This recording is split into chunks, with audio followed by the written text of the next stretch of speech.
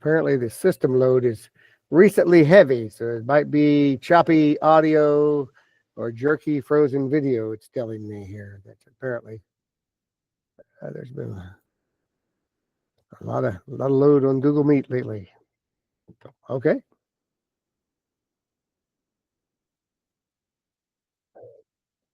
So come on in. Let's see.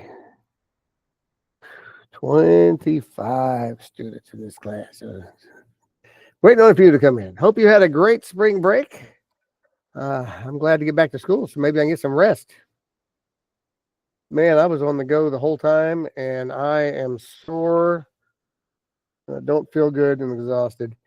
And that's what happens when you have like a post-cancer body and you work too much. So I was way too physically active, and I'm going to pay the price for that all week, I'm afraid. I got to get some extra sleep. I did sleep. What did I sleep? 10 hours last night? I may go 11 tonight.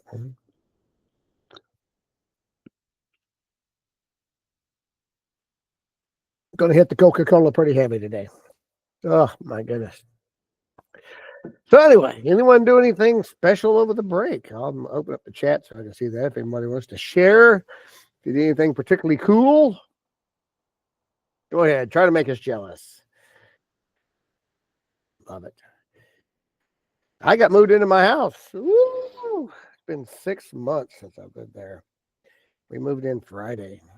And yeah, I was unpacking boxes all weekend. And I am sore. Before that, we traveled to Virginia. Turn off my sound here. Traveled to Virginia Monday through Thursday. So I beat Undertale and Half-Life. All right. So Elijah got some video gaming in and was very successful. Breland went to grandma's. Awesome. Grandma always loves that. That's cool. So yeah, I had a work trip to Virginia there. So I went to Fort Morgan, Alabama to go to the beach. Oh, a beach vacation. There you go. That I could have got some rest if I'd have done that, I guess. But no, the pharma company that cured my cancer last time flew me to Virginia to make a video for the website. So I'll be looking for that. It'll take a few months usually. They got a lot of editing to do and they make it all perfect. So we'll see if it makes it on the website before school ends. I'll share that with you. But that's what I did. A lot of flying on airplanes. But yes, I ain't gonna get a whole lot of rest this week. We're having a birthday party at our house on Saturday because my grandson's turning 1 this week. So his first birthday party is going to be at our house. So we got to get a lot more unpacking done to where it looks like a house and not a moving company. So that's going to be exhausting. But we'll forge through. My daughter's been over there helping a whole lot. Love her to death. I really appreciate her. So, all right, let me get our stuff up here. We need to get into our lesson because the spring break is over. So it's time to jump back in and see what kind of programming we got. I saw some things were turned in over the break, so that's great. If you were behind, some of you used your time wisely and in a lot better shape to finish the semester. Some of you still have a lot missing. It's not good because we're going to run out of time. Man. Okay, foundations of programming. Let's go to our grade screen as usual. We scroll down. We are starting Module 6. Module 6, Testing and Security. So we had the Module 5 exam and program that we had right before the break. Now you should be on 6.01 testing. So this is a program this week. And I think it's a program on 6.03, and that's it. There's no more programs. We only have 2 more programs I'm assigning for the whole rest of the year. So that's good news for those of you who are behind on programs. And I'll give you a chance, hopefully, to get caught up on some of that. But let's look at the 6.01 testing. This should be very, very short program because the program is not the important part. Testing lesson. Here we go. Testing, 1, 2, 3. It's the moment you've been waiting for. Your server places the pizza of your dreams on your table. Extra cheese, piled high with all your favorite toppings. Seconds later, you grab a slice, take a bite, and was that cheese molten hot magma? Oh, we've had that experience. It was way too hot. Now the top of your mouth is going to feel all funny for days. Things aren't going to be right. Of course, this horrible situation, well, the burn, not the pizza, could have been avoided with a little testing before you just bit into the pizza. Sure, it takes time, also a little patience, but pizza is much more enjoyable when it's not the source of second-degree mouth burns. In programming, taking time to test your program is a crucial step in ensuring the quality and usability of a program. It's also a way to avoid unplanned disasters, which we'll talk about in a little bit here. So after completing this lesson, you'll be able to explain the types, uses, and limits of testing that ensure program quality. Determine when in program development types of testing are performed. Explain how data and test plans are used in programming testing, and describe the role of customer support and satisfaction when releasing software. So let's go to page 2. Hashtag oops. Have you ever burned $125 million? NASA has. In 1999, NASA engineers working as part of a NASA Mars exploration program had been communicating back and forth with the Mars Climate Orbiter over a period of 9 months as it traveled through space. But there was just one problem. The orbiter was speaking to NASA using metric measurements, and the engineers were replying back in English measurements. Uh-oh. Of course, the engineers didn't realize that mistake until the orbiter was descending too low and too quickly into the Martian atmosphere. Turns out the engineers failed to conduct a conversion test during development. If they had, they would have caught this error before it happened. But it crashed and burned. So you may think errors of this magnitude are rare, but think again. Software bugs cost the U.S. economy nearly $60 billion a year, according to a study by the National Institute of Standards and Technology. That's billion with a B. Ouch. Testing, not optional. Consider the cost of errors and humans' tendency to make mistakes. Testing is mandatory when developing software. In fact, there are even levels of testing that take place throughout the stages of software development lifecycle. These testing levels provide opportunities to identify errors and bugs before they become expensive, annoying, and possibly explosive problems. So let's take a look. There's unit testing. Developers usually conduct this type of testing during code development. The goal of unit testing, verifying sections of a single program, is to ensure that sections of a code are functional, meet the slated requirements, and are working as expected. It's like running spell check on each paragraph of your research paper, right? Type of paragraph, run spell check. Type of paragraph, run spell check. Integration testing. When different components of a program are connected, integration testing, which is checking the connected parts of a program and their interactions, ensures that the behavior and functionality of the program are working together as expected. Sometimes integrated testing happens all at once, like a big bang. And sometimes it follows a specific order, top down, bottom up. It's like making sure each paragraph in your paper supports your thesis and works together as a whole. You don't have just a random paragraph in there that's talking about hippopotamuses when that's not what you were writing about. System testing. This type of testing ensures the entire system is working as a whole. During system testing, verifying that the behaviors of the entire system are working as slated in the original system objectives, developers test the program in an environment that's very similar to how the program will eventually be used. This type of testing is quite rigorous and often performed by a specialized testing team. It's like reading your term paper very carefully, identifying any errors, and revising your draft before you turn it in. Acceptance testing. Often called user acceptance testing, confirming a product's readiness and customer acceptance. This process is carried out by a quality assurance team, QA. During this type of testing, the QA's goal is to catch simple errors like spelling mistakes or image errors. It puts the wrong image up on the screen. Also, major errors like bugs that could result in system crashes. It's like turning your paper in and receiving feedback from your teacher on how to make it better. Look at automated testing. Automated testing. Sometimes your code goes on for miles, and there are potential bugs hidden that would take hours to find. So that's when automated testing comes in. This is testing that doesn't require a human person. It can be done with AI.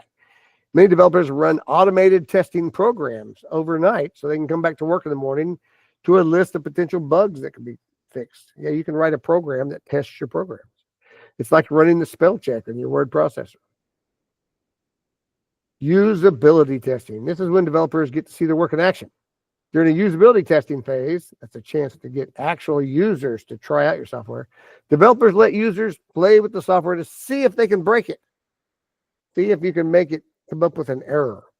This can help identify bugs that would have gone unnoticed because developers don't always anticipate the variety of things that users might do with the software.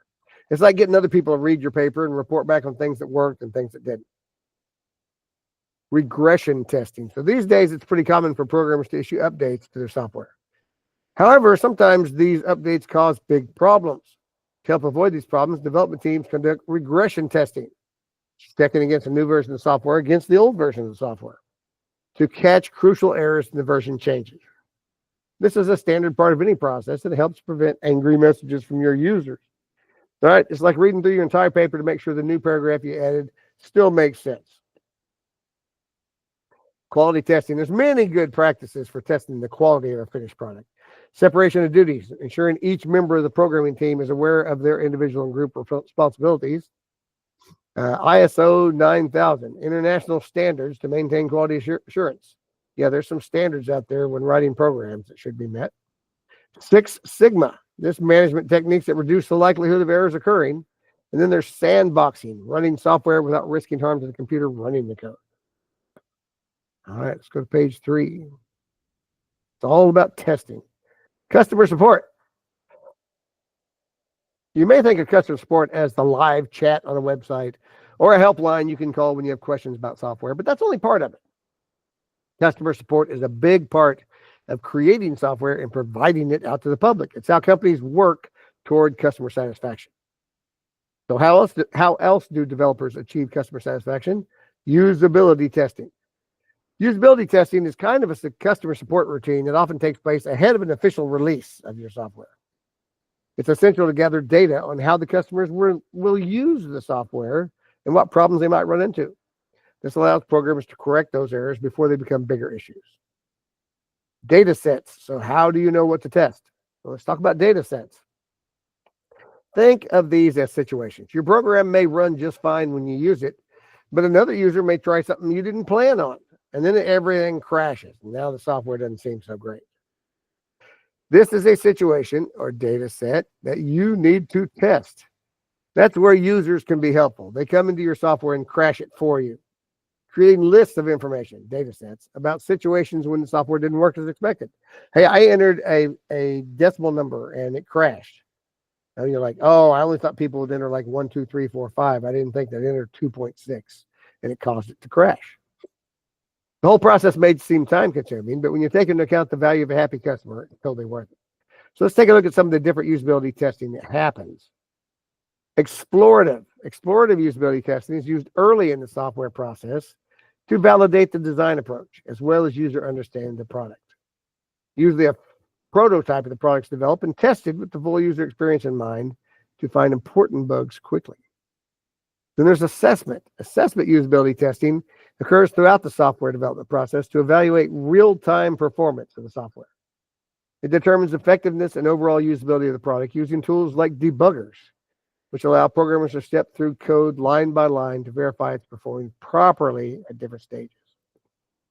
And finally, there's comparative. Comparative usability testing compares products, designs, or modalities, evaluating the strengths and weaknesses. Testing a software program on multiple devices or testing different approaches allows the programmer to identify what's working and where it can be improved. Page 4. Making everybody look good. There you go. Another crucial part of maintaining happy customers is regression testing. As programmers watch their awesome software hit the virtual shelves, they know their job's not done. whether they're developing on mobile platforms or creating a new operating system or building applications to meet business needs. Before too long, updates will be needed. With any luck, the inevitable bugs that show up in the first few days will be few and minor, but they must be addressed. After that, customers often come up with ideas for improvement. Hey, could your program do this? And they ask for new functionality. So programmers don't say goodbye to software as soon as it gets released to the public. Software is usually a growing and changing experience, and customers want to know the developers are going to maintain that experience with regular updates. Frequent updates make good software look even better if they work. You may think you're providing this cool new update to the customers, but if an undetected bug in the new version creates a security vulnerability or causes users to lose important data, suddenly everything looks pretty bad. Regression testing helps avoid this. Regression testing helps everybody look good. So let's check out 2 infamous bugs that should have been caught with testing, but it ended up causing users and the companies some serious problems. Look at the go-to-fail. Apple's SSL bug, also known as go-to-fail, created a vulnerability in its iOS 7.06 software update. A duplicated line of code, go-to-fail, resulted in skipping a verification process, making it easier for hackers to, well, hack you. The culprit was likely an unlucky copy and paste error. But there was a vulnerability that was created in the Apple software because they duplicated a line of code. The Heartbleed bug. In April of 2014, a security bug was found in the code associated with software used to encrypt private information used by many, including Google, Instagram, and Netflix. Later, it was referred to as Heartbleed. The bug created vulnerability, allowing for the theft of private user information. The bug was patched, but not before damage had been done. It was in this piece of code right here. Problem. Okay, let's look at testing. Program testing. You be the judge. So, the most important part of testing, actually doing it. When testing programs, you want to be the one to find any programs that exist, not your users. So test your programs using every possible scenario and then test them again. Having a testing plan definitely helps make sure you don't miss anything. So, ready to test? Let's look at some sample programs. Hashtag testing code. So they've created a function to convert temperature. New temperature equals temperature minus 32 divided by 5 times 9. Return new temperature. So here's the main function. Temperature, enter a temperature. The new temperature is, and it converts it. So let's run this. Enter a temperature. Let's enter 32 degrees. We don't even know if it's converting from Celsius to Fahrenheit, Fahrenheit to Celsius to Kelvin. We don't know, but I'm going to enter 32 degrees. The new temperature is negative 22 degrees.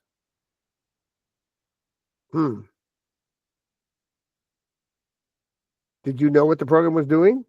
As the user, what feedback would you give the programmer for improvements? Clearer input prompts and output would be nice. Like, was I supposed to enter a Celsius? Was it converting it to Fahrenheit, or was it going for? See, we don't know what it's doing. So this program needs a lot of help. And testing this, we can discover that.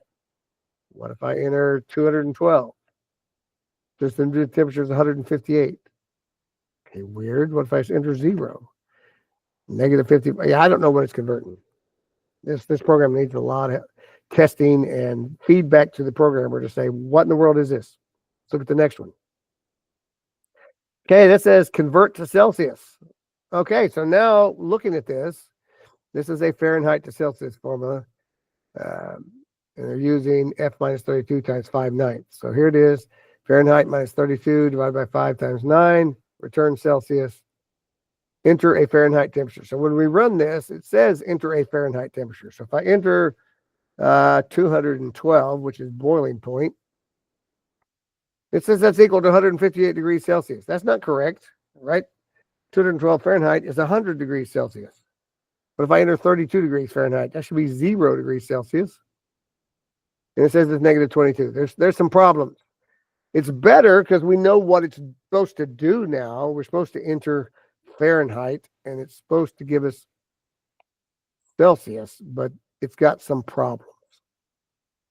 All right, let's look at the next one, see if they've improved it.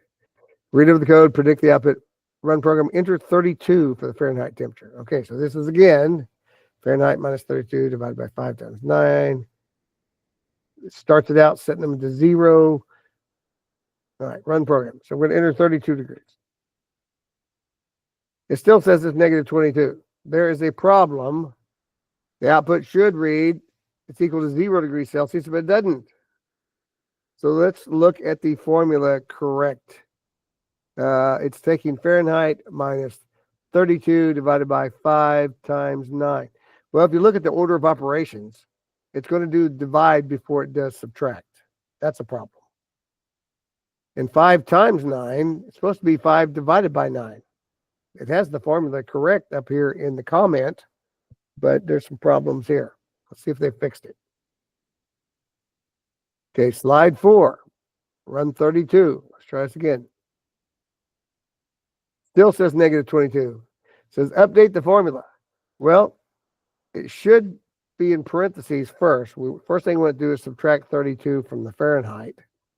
And we want to multiply times 5 ninths. So make this multiply. And let's go ahead and put this in parentheses as 5 divided by 9. Let's see if that fixes it. 32 degrees. Hey, it's equal to 0. That works. Putting in the parentheses and correcting to where it matches the formula there. Let's put in 212. Oh. 212 is equal to 0. Wait a minute. That didn't work. That shouldn't equal 0. Still got some problems. Let's go to this next one. Return the absolute value of x. Okay, so now we're doing something different. If x is less than 0, return x plus negative 1. That's not going to work. If x is greater than 0, return x. Right, because absolute value means how far away is it from 0, and absolute value is always a positive number. So if we run this, select run program, and let's test everything. Oh, the absolute value of negative 12 is negative 13. That's not correct. If we multiply times negative 1, now the absolute value of negative 12 is a positive 12. How about let's test 21. Absolute value of 21 is 21. That's correct. So let's test a floating point number. What if we put in 5.1? 5.1 is 5.1. That's correct. All right. Return the absolute value of x. Find the code in the absolute. There's 2 logic errors, it says. So here's a list of numbers they're testing. Negative 12, 12, 0, 9.8, and negative 9.8. When we run the program, it says the absolute value of negative 12 is negative 13. That's false. Absolute value of 12 is 12. That's true. The absolute value of 0 is none. That's false. 9.8 is 9.8, and negative 9.8 is negative 10.8. That's wrong too. So again, this should be multiplying times negative 1. And it doesn't have anything for if it's equal to 0. So let's change this to greater than or equal to. Now if we run it, oh, now they're all true. Negative 12 is 12, 12 is 12, 0 is 0, 9.8 is 9.8, negative 9.8 is positive 9.8. That seems to work. So it's all about testing. The programs themselves can be very, very simple this week. So that's the last of the slides. So, all right, let's look at our template. What kind of programming are we requiring this week? Write a program that converts or calculates values. Think of a program that requires you to convert or calculate at least 2 different kinds of values. Some examples could be convert between inches and centimeters, or kilometers and miles. There's some kind of distance. You cannot do Fahrenheit to Celsius because that was done for you in the lesson. But don't copy that. You got to do your own. Write a function to perform the calculation. Double check the formula. Like, does the equation require meters, but you're entering feet? And then here's the important part: determine a set of at least 3 values to test your program. At least. Be sure to include integers, floating point, negative and positive numbers if appropriate. If you're doing miles to kilometers, you probably don't have negative miles. Create output to display the results. Use idle, name date, indentation, meaningful names, pseudocode. But this could be a very, very simple program. Here's a sample program. Someone did distance between 2 points, like on a graph. The x1, y1, x2, y2, using the distance formula. What is the distance between 4, 4 and 3, 3? Well, it's 1.41. It's the square root of 2, basically. The distance between those points. So they did it testing positive xy's, negative xy's, the whole thing.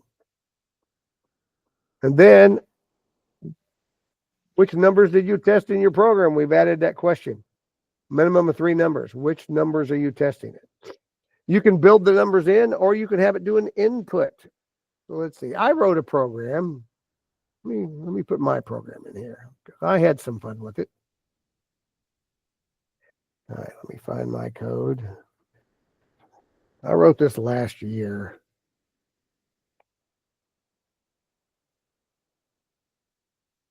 All right, here's my program. Not very long. I wrote a convert BeardSec and convert POTS-REBI. Like, what? Yeah, there's something called a BeardSec. I thought I would find some fun stuff.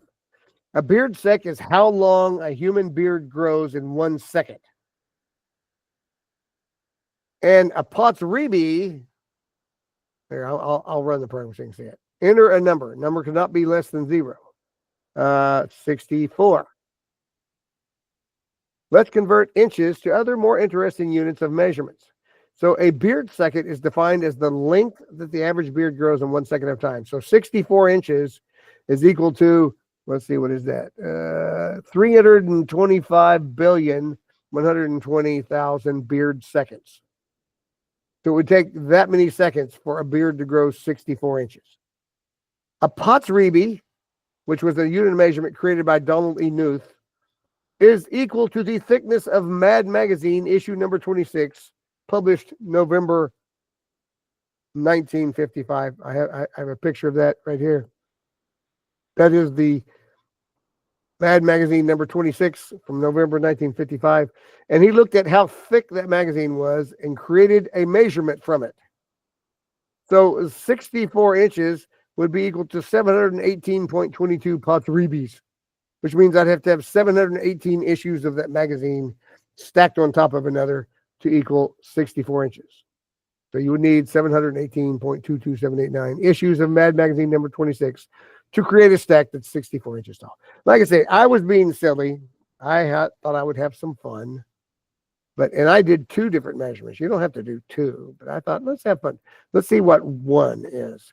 So 1 beard second is like 5 million seconds it takes for a beard to grow 1 inch. And it would take 11 issues of that magazine, Mad Magazine, to equal 1 inch. That's what we have this week. What you have. You get to write some kind of conversion, and you can make it simple. You can do inches to centimeters, whatever you want to convert. I just thought I would find some really odd conversions and go from inches to copies of Mad Magazine number 26 from 1955. But the important part is testing it. So I should run this multiple times. I should enter 1. I should enter 3.8 or something, right? I should enter 0. And depending on what you're converting, you could enter a negative number and see what it does. Now, mine says don't enter a negative number. So since it doesn't make sense to have a negative stack or negative beard growth, I put that in the input. Don't enter a number less than 0.